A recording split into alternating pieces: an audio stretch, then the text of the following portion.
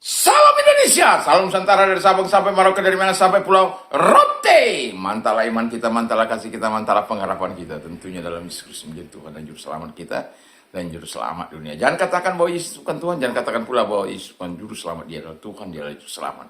Kalau engkau percaya, engkau akan selamat. Kalau engkau tidak percaya, engkau akan hukum. Yohanes 3 ayat 36. Karena Yesus sudah berkata, akulah jalan dan kebenaran dan hidup, tiada seorang sampai kepada Allah kalau tidak melalui aku.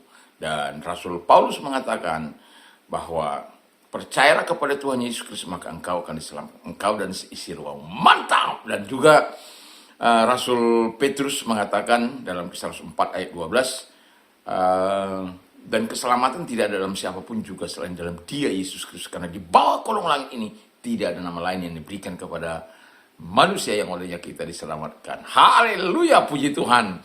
Dan saya mengucapkan selamat pagi. Semoga kita semua adalah orang-orang yang penuh vitalitas untuk mengerjakan tugas dan tanggung jawab kita dan tetap di dalam terang firman Allah. Mari kita berdoa sebelum kita mendengarkan firman Allah. Tuhan berkati Bapak Ibu kami, keluarga kami, saudara-saudara kami, semua para rekan, para sahabat yang mendengarkan firman Allah ini. Diberkati mereka kekuatan, kesehatan. Biar firman-Mu kami dapat aplikasikan dalam hidup kami. Dalam nama Yesus, haleluya. Amin. Saya akan membacakan satu ayat dalam Matius 6 ayat 33. Tetapi carilah dahulu kerajaan Allah dan kebenarannya, maka semuanya akan ditambahkan kepadamu. But seek first the kingdom of God and His righteousness, and all these things shall be added unto you. Jadi tema kita hari ini adalah di mana Tuhan, tema kita prioritas yang membuka pintu berkat. Di tengah-tengah situasi keadaan bangsa kita, bagaimana mahasiswa berjuang untuk saat-saat ini untuk memberikan pencerahan kepada pemerintah. Karena pemerintah bukan lagi memberikan pencerahan kepada masyarakat, sudah merupakan pemaksaan, ya, pajak didatangi yang selama ini, selama puluhan tahun belum pernah itu terjadi, tetapi ya, ada banyak hal mengapa masyarakat menjadi tidak empati kepada negara ini. Karena negara ini ketika ada duit, para pejabatnya korup, bukan 1 triliun, 2 triliun, bahkan ada yang ratusan triliun. Dan itu adalah sebuah pengkhianatan kepada rakyat, mempercayakan pemerintahan kepada tangan para pejabat, terutama kepada presiden. Dan tetapi apa yang terjadi, semuanya di luar nalar, bahwa pada akhirnya rakyatlah yang sengsara. Begitu banyak hasil bumi, begitu banyak hasil tambang, begitu banyak hasil kebun, hasil pertanian dan lain sebagainya. Tapi kemana itu? Kenapa harus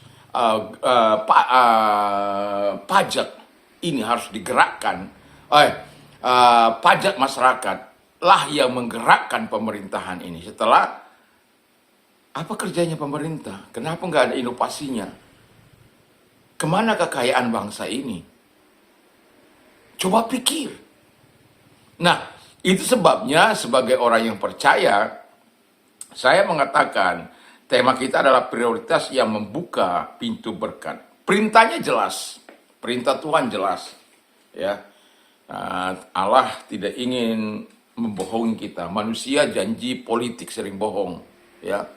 Katanya arah bangsa ini sudah salah arah mulai dari tahun 90 dan sekarang ada di tangan pemerintahannya, tambah amburadul, tambah hancur-hancuran. Sehingga mau tidak mau, suka tidak suka, rakyat dipaksa untuk melakukan protes demi protes hanya untuk pemerintahan ini bisa mendengar apa yang menjadi keluh kesah masyarakat. Jadilah pemimpin seperti Bapak Aing, jadilah pemimpin seperti Ibu Shirley. Dan dua tokoh ini saya kagumi karena apa? Mereka mau mendengarkan suara rakyat. Dan bukan hanya mau mendengarkan, tapi menjawab kebutuhan rakyat. Itulah tugas Anda sebagai pemimpin. Apalagi presiden dengan seluruh resources yang ada, dengan seluruh kekuatan yang ada, seluruh otoritas menyertainya dari masyarakat dan bangsa ini. Walaupun dikatakan 60-an%. Tetapi mau saya katakan bahwa dia pegang kendali. Tetapi apa yang terjadi? Masyarakat semakin terpuruk. Lapangan pekerjaan semakin tidak ada. Katanya membuka lapangan pekerjaan 19 juta. Nah, kalau kita berharap kepada orang, khususnya kita orang-orang swasta, kalau kita berharap kepada pemerintah akan menjadi sulit. Nah, inilah sebabnya saya mau katakan ada solusi yang Tuhan berikan kepada kita. Perintah Tuhan yang pertama dikatakan, carilah dahulu kerajaan Allah dan kebenarannya. Ada dua kata kunci di sini, dua kata kunci, carilah dahulu. Jadi, zeteo proton, ya, mencari dahulu. Jadi, artinya menjadikan dalam kehidupan ini ada sebuah prioritas, ya. Misalnya saya sebelum pagi-pagi sebelum melakukan aktivitas pagi saya, misalnya jam 4 pagi atau di kisaran dan itu, saya akan bangun untuk datang kepada Tuhan, bersyukur kepada Tuhan, baru saya melaksanakan tugas-tugas saya. Itu jam 5 saya berhadapan bersama dengan teman untuk berdoa pagi. Jam 6 sampai ke jam 7 itu bersama dengan keluarga. Jadi bahwa kita mencari dahulu kerajaan Allah itu bukan hanya sekedar carilah dahulu. Apa yang kita cari? Alkitab katakan, jadi sebelum kita memulai hari kita memikirkan apa yang akan kita makan, apa yang akan kita minum, apa yang akan kita pakai, apa yang bagaimana cicilan. Mungkin cicilannya sudah membuat mumet, sudah mulai jatuh tempo, uang nggak ada. Ya, kalau orang-orang yang bekerja setelah mempunyai salary kan sudah bisa diatur. Tapi bagaimana orang-orang yang orang-orang kecil yang mengalami masa-masa yang sulit ini? Nah, Alkitab mengatakan carilah dahulu apa yang dicari. Yang pertama, yang kedua adalah kerajaan Allah dan kebenarannya. Jadi, apa sih maksud kerajaan Allah itu?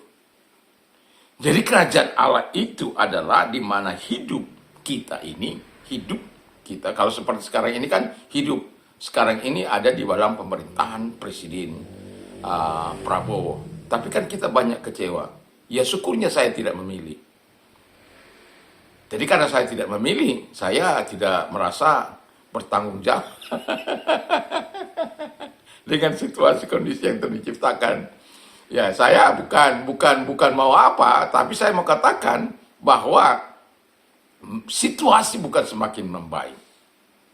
Tapi ada firman Allah katakan, carilah dahulu kerajaan Allah dan kebenarannya. Jadi kerajaan Allah di mana Tuhan memerintah hidup kita. Dia menjadi Bapa kita, Dia menjadi Tuhan kita.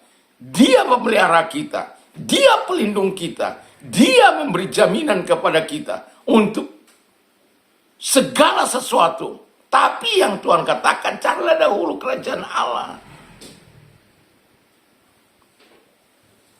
Jadi biarkan pemerintahan Allah ada dalam kehidupan kita, biarkan pemerintahan Tuhan ada dalam setiap orang-orang yang percaya. Supaya kita bisa melihat sesuatu yang besar. Kita sudah membiarkan pemerintahan ini berlangsung selama lebih kurang hampir 2 tahun ini. Tapi apakah semakin baik? Tidak. Lapangan pekerjaan tidak ada. Pengangguran tingkat sarjana bertambah-tambah. Sekolah akhirnya tidak ada artinya.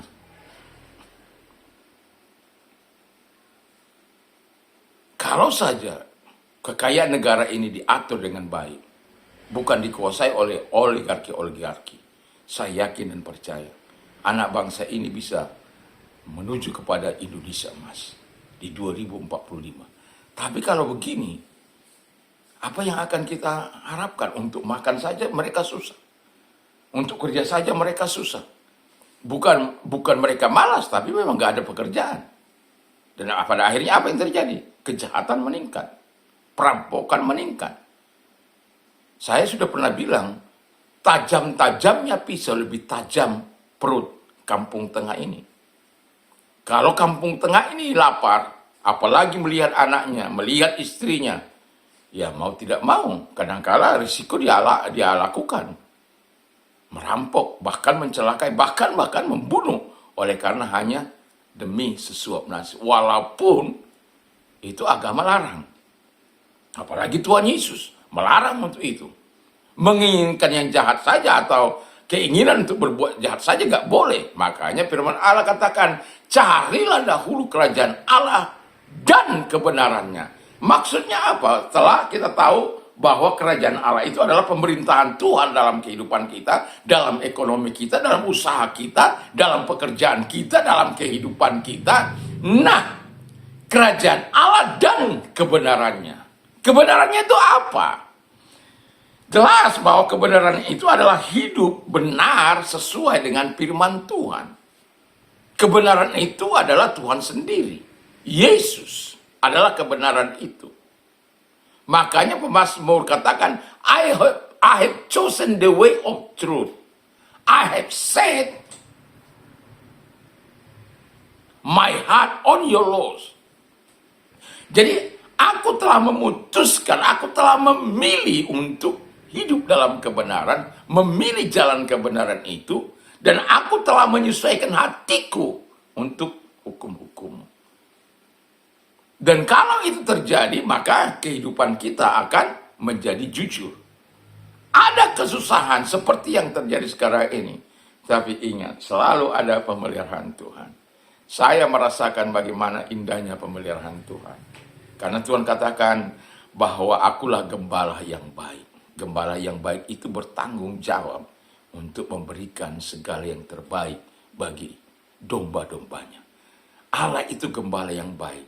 1 Petrus 5 ayat yang ke-7 dikatakan bahwa serahkanlah segala kekhawatiranmu kepada Tuhan, maka ia akan memelihara. Pertanyaan saya, apakah kita jadikan dia prioritas dalam kehidupan kita? Apakah kita betul-betul memprioritaskan hidup ini? Seperti saya katakan tadi, pagi-pagi sebelum memulai aktivitas, kita datang kepada Tuhan, berseru menyembah kepada Tuhan, meminta pertolongan kepada Tuhan. Sebelum yang lain berbunyi, kita sudah datang kepada Tuhan, menyerahkan diri kepada Tuhan. Ya tentu ada orang-orang yang jauh lebih di situ dalam pergumulan. Tetapi yang mau saya katakan adalah, mereka mengutamakan Tuhan.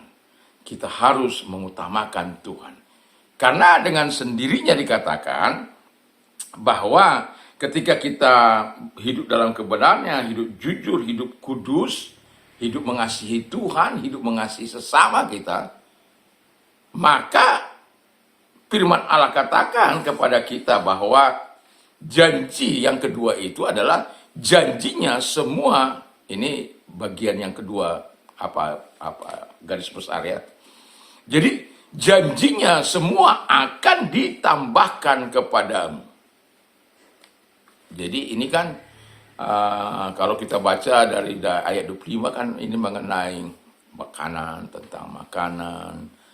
tentang minuman, tentang pakaian, tentang mungkin kebutuhan-kebutuhan yang lain ya. Yang dicari oleh bangsa-bangsa yang tidak mengenal Allah, juga dicari orang-orang yang percaya kepada Allah. Tetapi Alkitab katakan, carilah dahulu kerajaan Allah dan kebenarannya, maka semuanya akan ditambah. Semuanya kebutuhan jaminan untuk makanan, minumanmu, pakaianmu, rumahmu, papanmu, sandangmu, segala kebutuhan. Tentu ini bukan doktrin hidup teologi kemakmuran, bukan. Ini bukan soal teologi kemakmuran di mana kita kalau teologi kemakmuran kamu mau hidup curang nggak ada masalah itu. Yang penting segala hal yang baik, yang penting kaya. Tapi kalau ini adalah teologi keyakinan, kepercayaan terhadap firman dan Tuhan itu sendiri.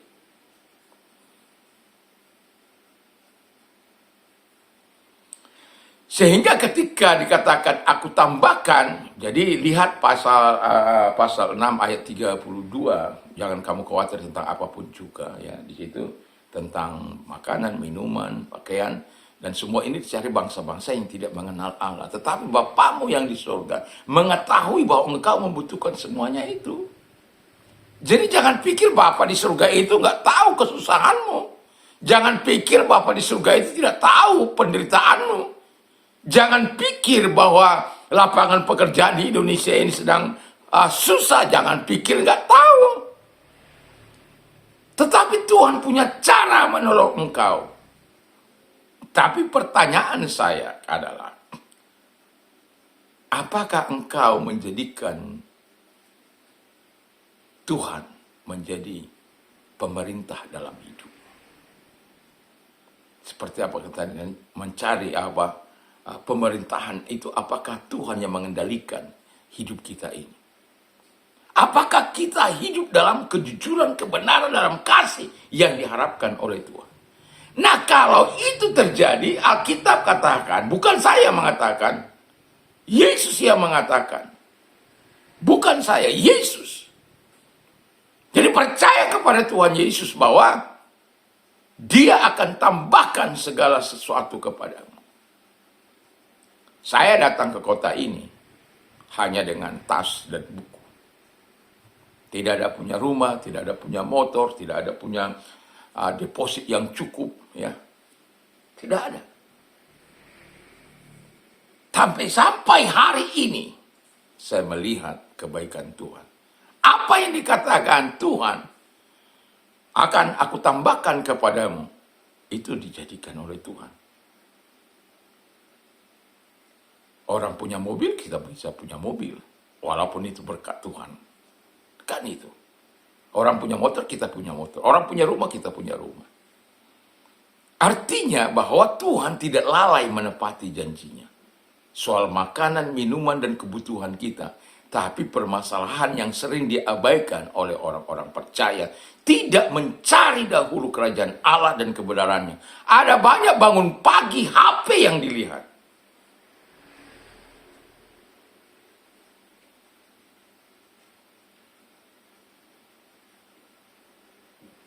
Kesah yang dilakukan, sungut-sungut yang dilakukan. Apa yang akan saya dapat hari ini? Bukan Tuhan, saya percaya bahwa Tuhan melakukan yang terbaik bagi saya.